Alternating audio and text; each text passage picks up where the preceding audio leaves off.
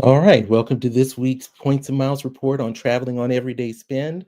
I am still at the Arizona outpost today for this live stream, so please bear with me on anything of the noise or anything from because this is just not the ideal location, but we've got a lot of things to cover, and I want to first just thank each and every person for supporting the channel and getting information. I'm hopeful that it's always beneficial, so let's just jump right into what we have for today. So as far as the credit card offers, we're not seeing a whole lot of changes from really any of the credit card holders, the issuers. American Express is still focusing on just the Hilton credit cards through January. We do have the Alaska Airlines Visa Signature Personal Card.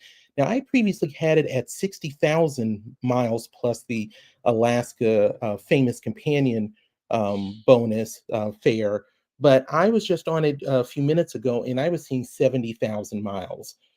So I don't know if I was in error or if there was a slight change, but it is currently at 70,000 miles plus the companion fare.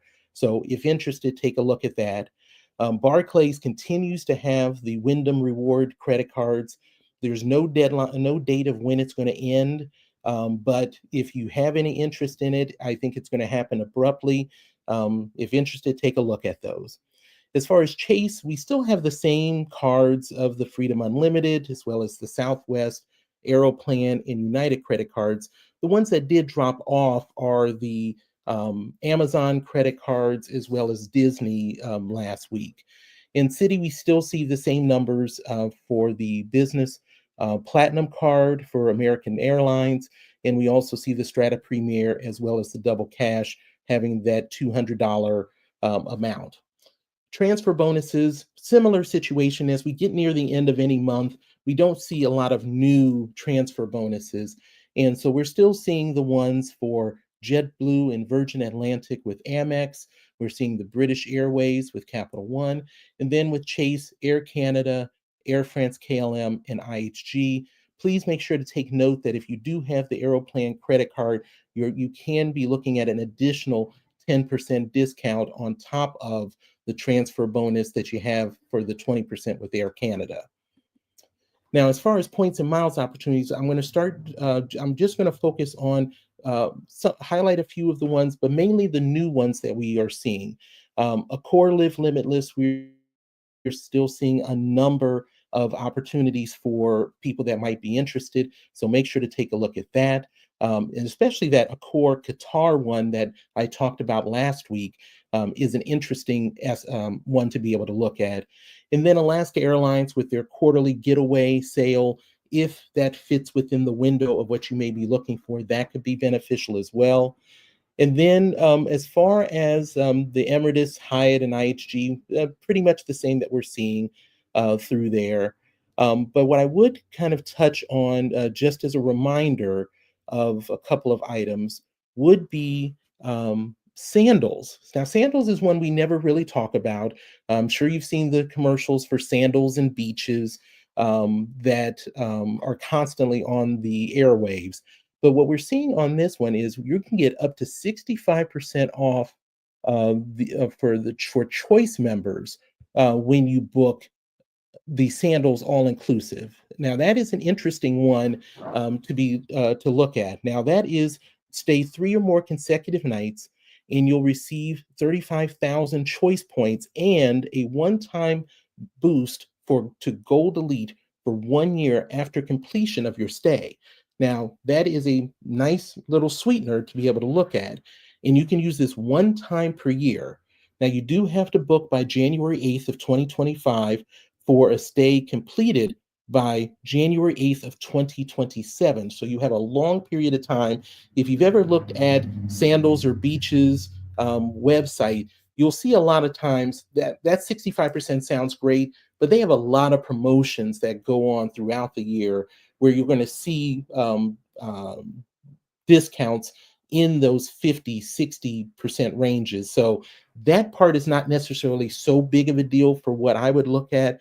It's really being able to pick up the 35,000 points, as well as having the boost for Gold Elite. and you still have 2 years to be able to do it because they book very far out for sandals and for beaches. So if you're looking at an all inclusive and you may be favoring sandals or beaches, or sandals in this case, and this can be for either one. Beaches is the family version of the all inclusive, while sandals is the adult all inclusive. But if you've looked at that, but may have kind of paused because you weren't really getting a points or miles angle to it, this may be what you're looking for. We also have Wyndham, where you stay 2 nights and you get the 1 night free, they call it. But the 1 night free is based on the fact that it's 7,500 points that you're going to get. So you can use this promotion twice for a maximum of 15,000 points. So it's not something that's going to literally break the bank and really load you up on points. But if you were already doing something, this might be helpful. Hotels in China, Hong Kong, Macau, Taiwan, and Mongolia are excluded, but you can register and book by January 16th and complete your stay by January 20th. Now, this is already going on, so if you have anything between now and January 20th, that could be an option. Hyatt Vacation Club is an interesting one. You can earn 3,000 World of Hyatt points for each night, up to 30,000 at participating Hyatt Vacation Club locations. Now, the registration is all the way through March 24th of 2025 for stays completed through March 30th of 2025. So there is a lot to be had if you're looking at that. And you have a lot of time between now and into spring break if you've been looking at the Hyatt Vacation Club. So that's 10 nights that you could be able to utilize to generate that 30,000 points if interested. So make sure to take a look at those as far as new items. And then I wanted to hit with a couple of quick notes. These are things that I kind of came up with at the last minute, but I wanted to make sure to share it with you and for us to kind of look at and talk about. So as far as the quick notes, let's start with the Delta One Lounge in Boston. So we've talked about how Delta One has lounges in Los Angeles, as well as New York, and they're looking to expand. Well, the Boston one is an interesting one because the normal way that you can get into the Delta One Lounge at Boston is either to be flying Delta One, be a Delta 360 member, or there are certain partner airlines if you're flying at a certain level that will let you get in. One of those was Air France KLM, and now they have been advised that you can no longer allowed to access the Delta One Lounge just by being flying Air France KLM at a certain level. Now, what's interesting is LATAM and Korean Air are also part of that group that are normally going to have Delta One Lounge access, but they actually depart Boston before the lounge even opens at 2 p.m., which only leaves Virgin as the only airline right now that you could, outside of Delta, that could have access to the Delta One Lounge. And I'm sure this is a case of where they're trying to address the overcrowding, because it's not a large space that Boston has for the Delta One Lounge. And they're trying to head it off before it becomes really bad. But if you do fly Air France KLM and have enough status, then they already have an Air France lounge as well as a Delta Sky Club that they could utilize anyway. So they're not out of luck. They just are out of luck with that Delta One Lounge. And then let's talk about the Delta Sky Club at Charlotte. Now, this is recently opened. It's a 14,000 square foot location with 246 seats and a 14-seat bar. The interesting aspect for this is this Sky Club, this is an American airline hub.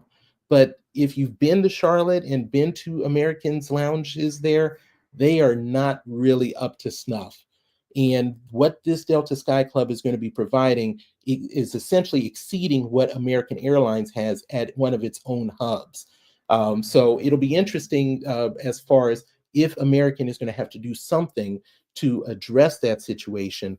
But it is definitely a better lounge that I'm seeing from Delta Sky Club versus what I've seen at the Charlotte location. And then let's talk about the Lindner hotels now and going bankrupt. You may remember us talking about this as far as Hyatt acquiring me and all hotels last year from Lindner, but they also had a partnership or have a partnership where the Lindner hotels are included on the Hyatt platform. Well, now they are going bankrupt. Now, it's interesting because the fact that they are showing numbers that show that they were losing millions of euros back from 2021 and 2022. So this is not necessarily a shocking thing for anybody that had looked at the numbers or heard about the numbers. So it makes me wonder what Hyatt was looking at. But the me and all hotels, that acquisition has already happened. So the bankruptcy doesn't impact that, but it does impact potentially the remaining hotels that are on the Hyatt platform. And one thing also to note is that the bankruptcy laws there in the EU do not have that bankruptcy Chapter 11 that we normally hear about here in the United States, where you basically are just restructuring, nothing, all activities continue, and you do a few negotiations, and normally business continues to go on. They don't have that there for there in Germany. So it'll be interesting to see what exactly happens with Lindner hotels and how much it may or may not impact Hyatt and the hotels they have on the platform. And then lastly, for quick notes, booking Hawaiian award redemptions directly with Alaska Miles. Now, this is a newer development, and I think it actually might have came out today, no earlier than yesterday, where now you can actually book Hawaiian award redemptions on Alaska's platform with your Alaska Miles, which is a nice thing as we continue to see how Alaska is moving quickly to be able to integrate this whole situation.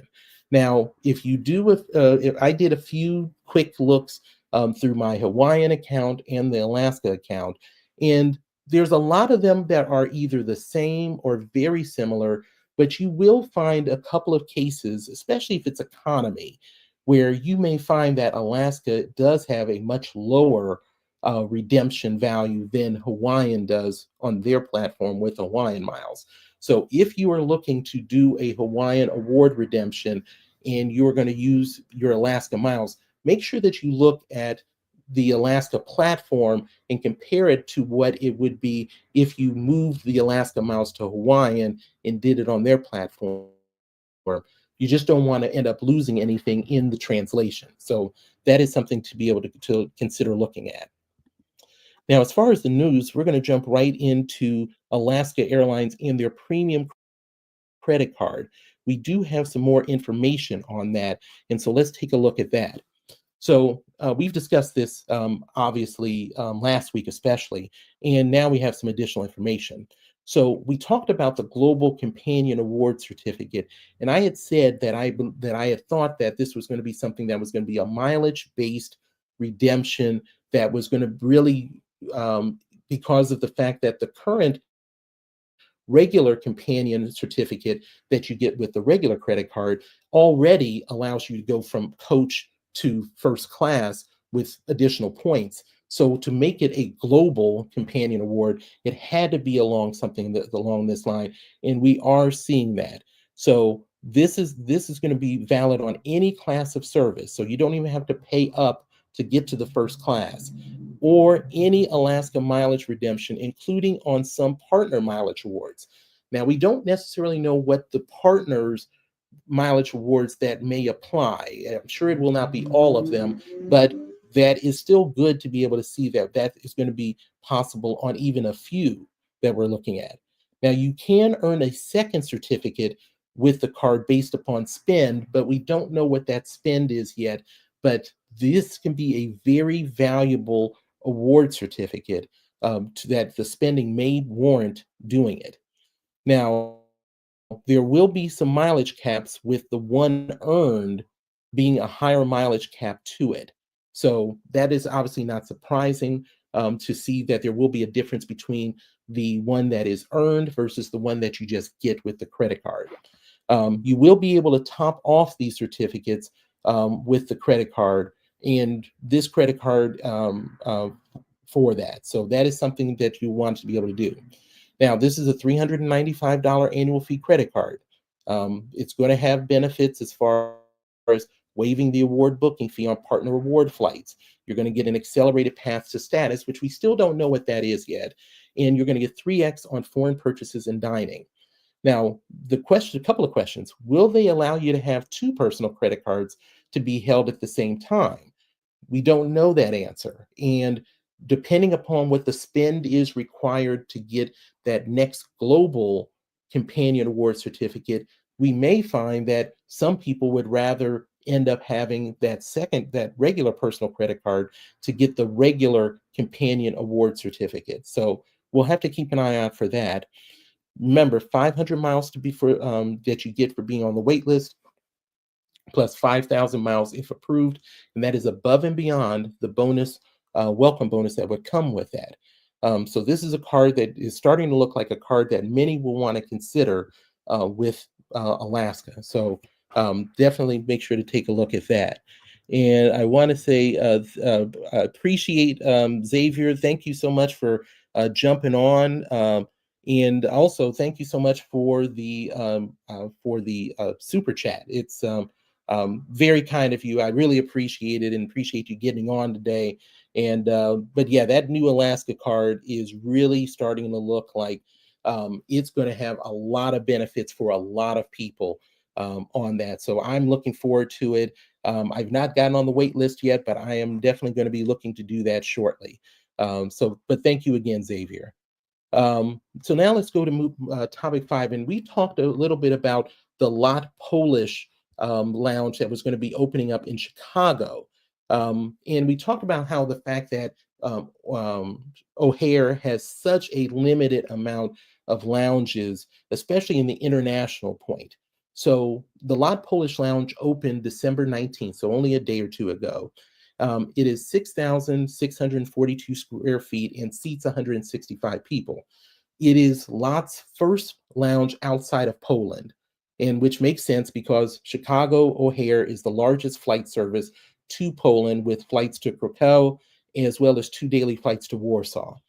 Now, the lounge, not at least from what I've heard and seen some pictures of, it does look very good because of especially with the floor to ceiling windows.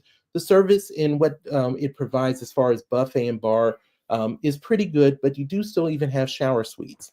Like I mentioned, talked about this in the dearth of lounges in Terminal 5 outside of the Delta Sky Club. Now, access is expected to be normal Star Alliance guidelines, which accommodates premium passengers from the partners like Austrian, Eva Air, Swiss, TAP Air, Portugal, Turkish, and others. There is a United Polaris lounge at Chicago, but unfortunately it is in Terminal 1 and does not make it easy access for you to be able to get there. So this really becomes the only place for Star Alliance. Now, Scandinavian Air does still, it's either does still or it's now no longer available. Scandinavian was Star Alliance and did have a lounge there, but I've never been there. But everything I've read about it was that it was a horrible lounge to be able to utilize. So this is definitely going to help out Star Alliance members, not just even Lot Polish. So um, Sledge, appreciate you stopping through, sir. Obviously, Sledge is a content creator with credit cards and really has some excellent angles that and tips and tricks that he's got on his channel. Always would recommend that you take a look at that. Xavier, I jumped on the wait list the second I heard about it. I think my issue will be if they approve me due to my velocity throughout the year. It's definitely something to have a thought of. I think though that I had some pretty good velocity when I got my Alaska Airlines credit card, and I think I'm a second year of having it, and I did not have any problem with it. So and because this is really going to be heavily promoted, I think whenever we see those and there can be a borderline of that velocity issue, that I think they will lean more towards being able to do it. So make sure to let us know, Xavier, if that it does end up happening with you. I've got a good feeling that you are going to be able to get that card, but definitely keep us abreast of what's going on. And Sledge says O'Hare should really have many more lounges. They should. It's shocking for such a large airport to have such a limited amount of lounges, and let alone good quality lounges over there. And Xavier, good to know. Yeah, definitely. It should be an interesting one, but definitely let us know about that. So, but that's what we got for a lot of Polish there in Chicago. And then let's take a look at what essentially is the battle for Seattle that we've got going on right now.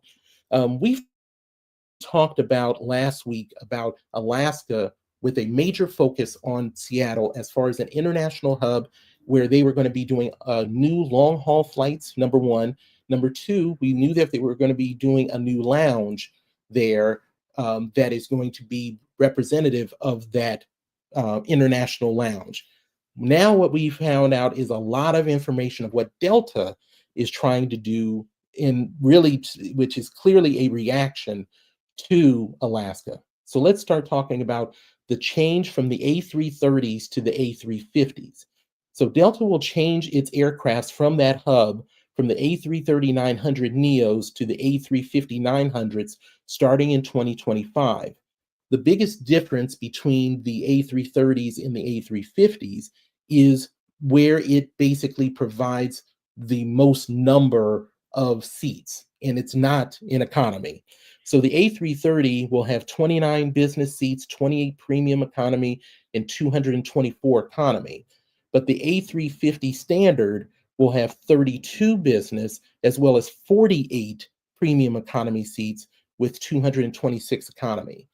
And if you get on the A350 premium, 40 business, 40 premium economy, and then 195 economy. The biggest things to look at this is we talked about the fact that Alaska Airlines is not using those new B787 900s or 787-9s, I believe they're called, which has a very nice business class section. They are going to be using a different one where it's a 222, which is not really what most people would want when you're spending money in business class. So Delta is already going to up their game with their planes that they're going to have flying out of Seattle that will be able to essentially provide a better premium product than what Alaska is going to put out. So that's the first interesting thing. How about the Delta One Lounge that they're going to put up there? Now, this is going to open in spring of 2025, and it's expected to be a new combined lounge with the Delta Sky Club in Concourse A. Now, Concourse A is going through an expansion, and what we do know is that there's going to be 36,000 square feet of lounge space. Now, that is total lounge space, regardless of who it is. The only thing we know right now is that the Delta Sky Club itself is going to be 21,000 square feet, not the Delta One Lounge, the Delta One Sky Club. So that leaves 15,000 square feet for the second floor of what this lounge is going to look like, where Delta One will be on the second floor and Delta Sky Lounge will be on the first floor.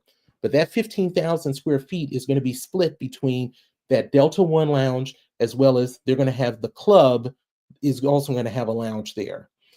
This kind of gives you the feeling of Boston's Delta One Lounge, where basically most of the activity, the shower suites and everything else, was in Delta Sky Club. But what they did was, because it had such a small footprint, they focused on this dining experience. And I think that's what we're going to probably see with this one, because the footprint can't be that big with the Delta One Lounge there in Seattle. But we'll have to see, because we haven't seen any specifics related to it. And as far as thoughts, as I mentioned, we talked about Seattle as the battleground for Delta and Alaska. And seeing this push by Delta clearly shows the importance of it. And as I mentioned about these A350s. Now, as far as flights, March 28th of 2025, that's when Delta will be flying out to Taipei as well as Seoul.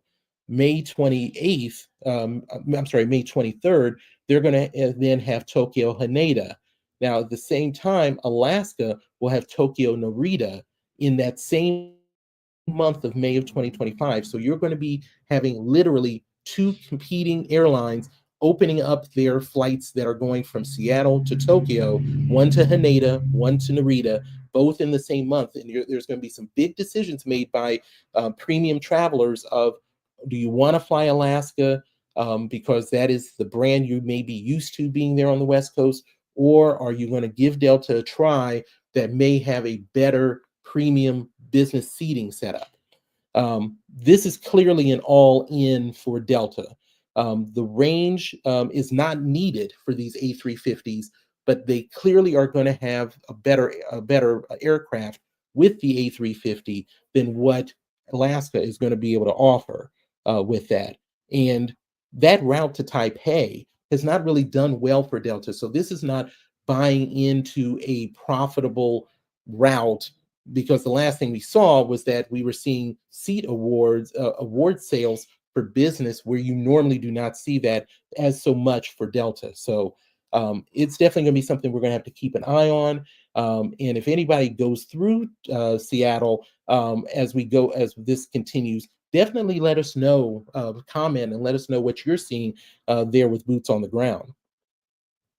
So now let's take a look at Virgin Atlantic. Virgin Atlantic has now talked about a household account. This is something that you may be used to seeing with other airlines. There's always, the devil's always in the details when it comes to these household accounts to really determine if they really are something that you should even invest yourself in. But let's talk about what Virgin Atlantic is about. So this household account has the following parameters. So the creator of the account is considered the head of household, and that person is the only one who can redeem the points that are put into this household account. All members must be registered at the same address. Members must remain on that account for 12 months. Now, that's not ideal to get locked in for any of that, but that is their policy. Now, personal points that are in your account as a member prior to a household account being created will remain with the member. So what does that mean? Well, if you even probably thought about doing a household account, it's probably because you already have different people have a lot of points and now you want to put them all together. But this doesn't allow you to do that, because it's only going to be the points that are created in that household account that you're going to be sharing. So who is this account right for? Well, if you're a family with multiple kids, and because there's no age restrictions, then expecting to need to move points multiple times, this may be a good move for you. But the alternative really is, even if you're a couple or friends or need to combine those existing points, because once again, you can't do it with the household account, then you already have the ability to do a one-time transfer.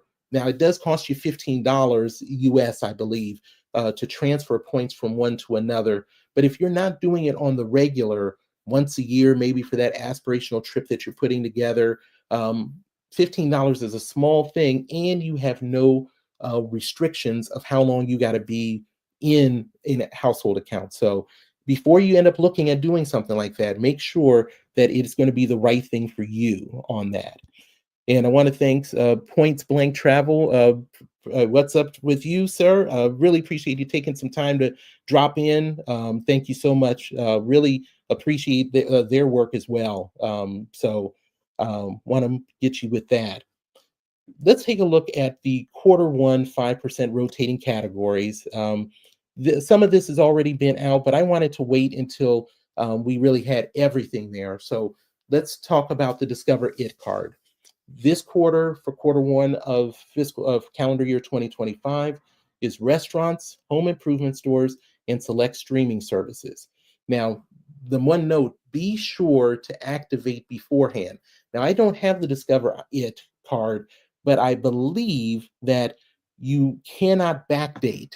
So if you end up getting into the second or third month of the quarter and you haven't activated and you just started then, you will not be able to backdate those expenditures that you did in those categories ahead previously. So jump on it, get that done now. The City Dividend card has Amazon and select streaming services. This is another card I don't personally have, but this caveat is really interesting. You can actually spend the full year's amount within any category quarter. So, for instance, if you feel like you're going to spend $6,000 on Amazon and you at $1,500 per quarter, so a total of $6,000, you can literally spend $6,000 on this Amazon category this quarter and get the full five, get that whole 5%. But you've now used up all of your spend on that card as far as any multipliers. So I thought that was a very interesting one. I had heard about it in the past, hadn't given much thought to it. So you still need to be careful if you have that city dividend card. I'm sure there's not going to be too many cases where you are going to do that in a quarter, but having the option, I always love to have. Now let's talk about the Chase Freedom and Freedom Flex card. Grocery stores, excluding, of course, Target and Walmart, hair, nail, and spa services, fitness club, gym memberships, and Norwegian cruise lines. Obviously, grocery stores are going to be the biggest deal for any of us that are looking at Chase Freedom or the Freedom Flex. That is obviously at 5%. That is a great redemption. The other thing is as far as the hair and nail spa, as well as fitness club, starting a new year, different people having resolutions, definitely understand it. I wish that hair, nail, and spa services was available this quarter. I just spent money related to that for my wife and I. That would have been nice to get 5% instead of the 2% we got. And of course, the Norwegian Cruise Lines is an interesting aspect. If you were going to do anything with that, you could clearly spend the $1,500 just on that. And I think that we're probably going to see things like this going forward, where you're going to have individual entities or vendors that are going to try to get into this kind of thing to see if they can bump up sales. And this is the first time we're seeing it, but I don't think it's going to be the last time. Now, as far as the Chase Freedom and Freedom Flex, definitely remember we're still in the fourth quarter. You still have McDonald's, PayPal, pet shops, vet services, as well as select charities. Now, there is talk about this birthday surprise category. Now, if you are on the laptop or the desktop, which I'm normally on, you will not see this mentioned anywhere about it. But if you're on the app, you will. So for March only, there's going to be 5% on tax preparation services and insurance payments. Now, notice I'm saying it's tax preparation, not tax payment. So that, as well as the insurance payments, not the most ideal. And as it looks right now, this is part of that $1,500 for the first quarter. It's not in addition to that $1,500. So be careful if you look at doing that and making sure to keep that in mind so that you don't spend on something that's not necessarily going to work out for you. And if you did get this card, the Flex or the Freedom, with that 5% grocery bonus that they had for the year, you can stack this on top of the quarterly promotion. So if you did, congratulations, you're going to really end up getting, I believe it's 9% on your card for this quarter. Enjoy. Definitely a great deal if you have that. Let's go to the next topic that we've got.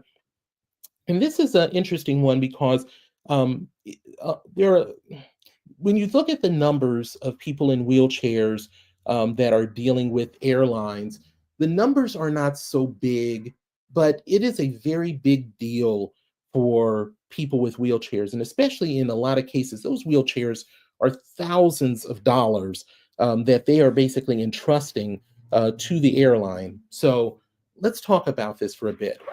So airlines are now required to provide what they call safe and dignified assistance for passengers with mobility impairments and mandate prompt assistance with boarding, deplaning, and making flight connections. Airlines are also required to quickly return wheelchairs that are lost or damaged and to provide speedy repair or replacement when necessary. Now, we obviously have a lot of words in here that are going to be a lot of gray areas, but we can see what they're trying to be able to accomplish. Airlines must provide appropriate loaner wheelchairs when needed and to reimburse fare differences if the passenger pays more to fly on a bigger aircraft with enough space in cargo for their larger wheelchairs. Um, as far as thoughts, I think this does have a significant impact, even if the numbers may not catch you too much. So in 2023, there were over 835,000 wheelchairs that were carried by the 10 largest airlines, according to the Department of Transportation. Only 11, oh, I'm saying not only, over 11,500 were damaged, lost, or significantly delayed. Now, you may say, well, that's only 1.4%. But if whether you've been in a wheelchair, have family, friends, that is significant. I mean, literally, you basically have slowed or stopped the regular lives of people with these wheelchairs. So I'm glad that there's something being done. But I also looked to see if there were airlines that were doing things above and beyond related to people in wheelchairs. And as far as United Airlines, earlier this year, passengers could begin entering their wheelchair info to filter for aircrafts that accommodate the devices. So it's something of a benefit for a person so that they know what is possible and realistic so that they don't get caught off guard. Now, Delta is going one step further, but we don't know when this is ever going to happen. They are developing a seat that would allow the passenger to bring the wheelchair into the cabin and sit in it during the flight. Now, that is still conceptual. There's some images of it, but as far as it being implemented, there is no timeline in regards to it. And obviously, that is a case where an airline probably will end up losing some money. But I think that they could really, if someone's willing to take that chance on some flights, I think they really could stake a claim as being an airline for people with wheelchairs and that they are treating them at the same level as others. Now, these new regulations go into effect on January 16th. So make sure that if this is something that applies to you, that this is something that you can be able to be aware of so that you get proper treatment with that. And so now we also have new details related to Southwest. And so let's touch on that. So we're going to talk about the A-list preferred, and the companion pass. Now, when we're talking about A-list for Southwest, that is something that normally is 21-way flights or 35,000 elite qualifying points. Now, previously, this involved getting the A boarding pass, which if you haven't had the pleasure of being in the cattle call, you basically have the A group, which is the ones that are going to be the first ones to get on the plane that normally take the front. Now, what they did put down, this is all from an email that came out to people that are Southwest Rapid Rewards members. So coming soon, you'll be able to select upfront standard seats at the time of booking if you have A-list status, and that will be at no extra cost. Now, what it does not provide you those extra legroom seats, though. And also coming soon, they say you'll be able to select those extra legroom seats within 48 hours of departure at no additional cost. So we can already see where status is going to make a difference as Southwest goes from the cattle call to this assigned seating setup. If you're A-list preferred, that is 41-way flights or 70,000 elite qualifying points. And what for that one is that you'll be able to select from all available seats at the time of booking, including the extra legroom. So we're seeing that A-list preferred automatically is getting you the full range of the seats that are available. As far as companion pass, what we normally see is that this requires 101-way flights or 135,000 elite qualifying points. Now, for most of us that are in points and miles, though, we already know that we're looking for the times where either one credit card with Southwest is going to get you that status, or more often, you're getting a combination of one personal credit card, one business credit card, and with the proper timing, get enough points to get that companion pass for 2 years, depending upon how you do the timing. What they're going to do with that is that you're going to have the ability to select an available seat for your companion. And so if you are a, let's say, A-list preferred member, then what you're going to be able to do if you have a companion pass is they're going to be able to enjoy the same benefits you get as A-list preferred. So if you have full access to all seats with the extra leg room and all, that companion is going to be able to share that with you as well. And that is going to make the companion pass that more valuable with that status, especially when you're talking about a companion pass lasting so long. And on top of that, let's look at the credit cards situation. So in spring of 2025, we're going to get details of whatever changes are going to happen with those credit cards. Now, based on the status that we just talked about, with providing legitimate seating benefits, I think we can clearly see that these benefits are going to translate to the credit cards. Now, these credit cards already have some seating benefits with the, for example, those early bird passes. This card this can help to increase the participation in the loyalty programs as well as credit card revenue for Southwest. Now, we've talked a lot about in the past of what Delta, of how much millions they are making off of their relationship with Amex. We don't obviously ever hear about Southwest, but this could be something for them to do a bit better with. In addition, some things are going to stay the same, which the bags, 2 bags fly free, free changes, free cancellations, and no expiration dates on travel credits. All of that is going to remain the same, which is really good to be able to see for that. In addition, we now know that in the second half of 2025, they're going to begin selling those assigned seats for travel in early 2026. We also know that Iceland Air is basically, that is going to be their first international partnership that Southwest has. Now they do, Southwest flights will be able to get booked through Iceland Air. Now they expect to have at least one more international partner in 2025, but we really don't have any speculation of what that is going to look like.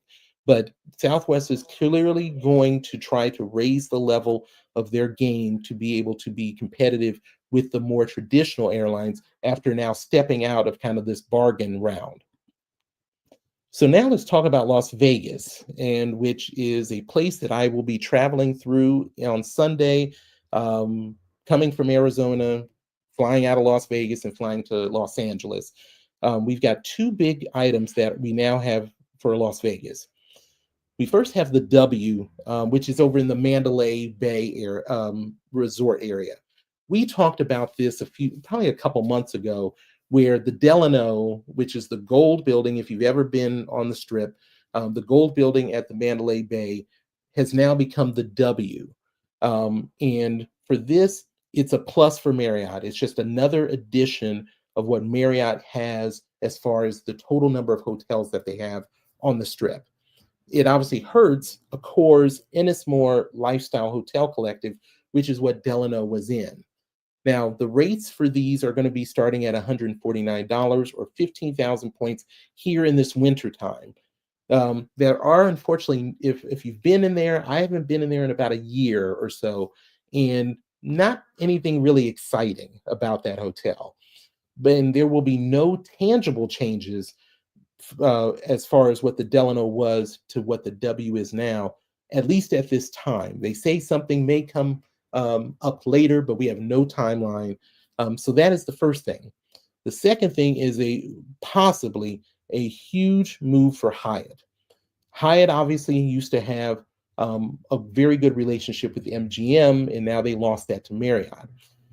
Hyatt has a new partnership with Venetian and Palazzo there on the Strip. The IHG partnership, which has been going on for quite a while, is expected to end at the end of this year. The Venetian property actually just had a $1.5 billion renovation to its suites. And if you're not familiar with the Palazzo, it is the only suites resort on the Strip. As far as a few thoughts, Marriott now with the W has 12 hotels on the Strip in 3 different categories. They have the luxury, they have the MGM collection, which is the lower tier ones like Luxor and MGM Grand. Then they have the luxury collection, which would include the Bellagio. And then you have the autograph collection, which are the newest ones of the Aria and Cosmopolitan. So this just adds to that Marriott being a place where for you to be able to use those points potentially. Hyatt was essentially in a situation where they had to do something. They were the only place they had on the strip right now is the Rio. And unfortunately, if you've been to the Rio anytime in the last few years, it is woeful. But Hyatt did put in a lot of money to renovate that hotel, which is still going on. And from what I've heard, the renovations that they've done there so far have been well received.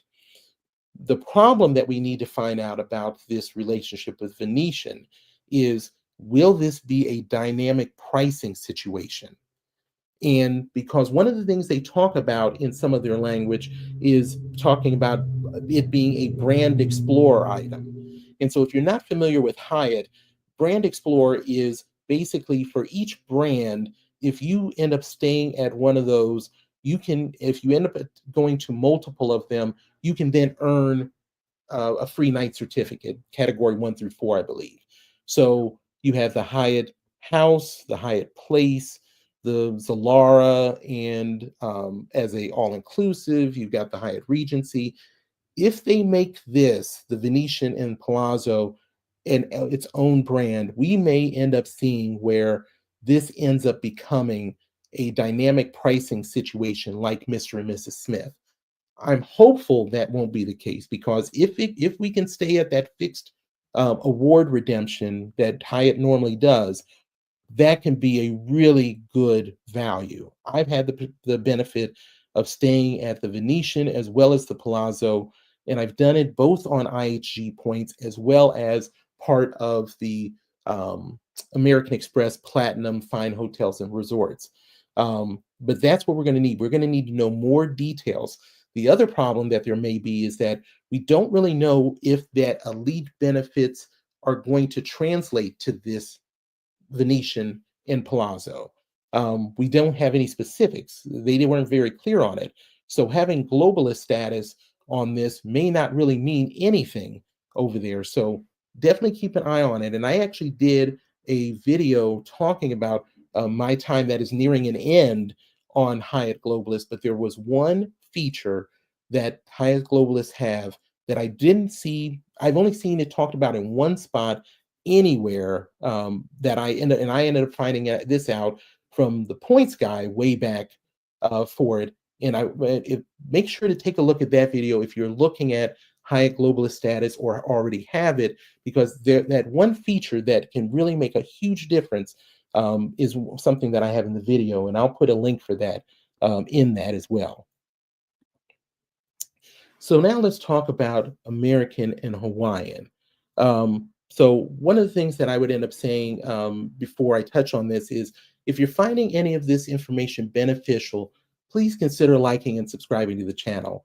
I normally do these live streams every Thursday at 7 p.m. Eastern Time, but because of my travel, I moved this to Friday, and I'll make sure to try to do a poll to see if there is a certain day that is better for people that may want to attend the live stream for this, and we'll see how it goes. But let's talk about American and Hawaiian right now. Now, obviously, Hawaiian is the big news related to Alaska, but Alaska and American have such a tie. Let's talk about what's going on. It's been quite a few years since American Airline Advantage members were able to redeem the miles to go on Hawaiian between Hawaii and the mainland. You were able to do it within Hawaiian Islands, and I believe you could do it with international destinations, but you were not able to do it from mainland to Hawaii. Well, that has now changed. Redemptions can be done for flights between Hawaii and the mainland United States. As far as earning American airline miles, when booking with Hawaiian, you get miles based on a percentage of the distance. And when booking with American Airline points, with that, it is based on the amount you spend. So that is how that part works out. Now, a couple quick thoughts. The acquisition by Alaska, which is One World, of Hawaiian, does not immediately make Hawaiian One World because they're going to keep these two brands separate. So that automatically meant that Hawaiian is not automatically a One World member. Hawaiian is expected to join in 2026, and getting this additional redemption early is great to see. Now, miles earned on Hawaiian do not qualify as loyalty points, and it's not affected with this change. So we don't get everything out of this, but being able to do that redemption should be helpful. And it's not something I was actually aware of, that was a restriction when it came to using American Airline miles related to Hawaiian. So something to be able to look and keep in mind. And then now let's look at a recent activity that has happened as far as Capital One getting approval to acquire Discover. This is something that was talked about by me and a lot of people. I think it's almost 9 months ago. In fact, yes. So the acquisition was announced back in February. So what has happened right now? So the Delaware State Bank Commissioner provided approval on Wednesday for this acquisition. Now, at the time of the acquisition back in February, this was supposed to be a $35.3 billion all-stock deal. And this was going to make Capital One a direct competitor of American Express, MasterCard, and Visa, and have over 100 million customers. So here's what we do know. Now, they expect that this deal will close in early 2025. Now, what do we get from this? Well, with the addition of Discover's National Direct Savings Bank, Capital One will have the ability to compete with the largest banks, especially in the United States. We also know that what they view as network synergies will basically generate $1.2 billion by 2027. And this synergy that we talk about is led by the fact that Capital One's debt purchase volume and credit card purchase volume potentially moving to Discover. And that would move to Discover from Visa and MasterCard. That is probably something that's not surprising, but we do need to determine of how much will they move over there. Not all of their business is going to go right to their own platform, at least unlikely. What we do know is that also Capital One will bring significant technological advancement to Discover. And this global platform, payment platform, will be established where it'll have 70 million merchant acceptance locations across more than 200 countries and territories. So picking up that Discover platform to be able to do that is going to be significant for Capital One. Now, Capital One is going to benefit from Discover's back-end system, which is what we've talked about. I watched a David George from Baird Financial talk about that. Capital One had $60 billion in purchase volume. If they moved all of that to the Discover platform, Capital One could experience a $1 to $1.5 billion in incremental savings because they're going to keep everything in-house. Now, one of the key factors that Capital One is banking on with getting through the rest of this regulatory process is really the disdain that legislators have for Visa. And when you look at the numbers, you can kind of have an understanding of why. Visa, MasterCard, and American Express make up 95% of credit purchases in the United States. But Visa makes up more than half of all of those transactions by itself. And this has been kind of the root of the complaint of the lack of competition and what different legislation has talked about doing. There are more hurdles to clear, though. The ones I've seen are they got to get approvals of stockholders of both companies, which are not expected to be an issue. You're going to need to get approval from the Federal Reserve Board and then the Comptroller of Currency. This will once again all come down to making Discover's platform, which has really gone from 6% market share in the United States down to 4%. And that's that difference between 96% and 100%, Discover's the other 4%. This will obviously give them the opportunity to take a major step, and that is going to be something that regulatory people are going to be looking for and liking to see from that. So we still got a while to go of approvals, but if we're talking about early 2025, that there's an expectation of clearance, we're already in December. So I think that that whole thing of competing against Visa is going to be a huge thing that people are going to be able to look at that. So, but that's the news for today. I want to make sure that if there's any questions or anything that we need to touch on, or anything that you've seen in the news that I missed that we need to talk about, I want to make sure to give you all time to make sure to raise that. More than happy to talk about anything that you all are seeing. As far as we go into next week, what I'm looking at, we're going to move from the Arizona outpost that we are at today. And so next week's Thursday, we will be doing this from Sydney, Australia.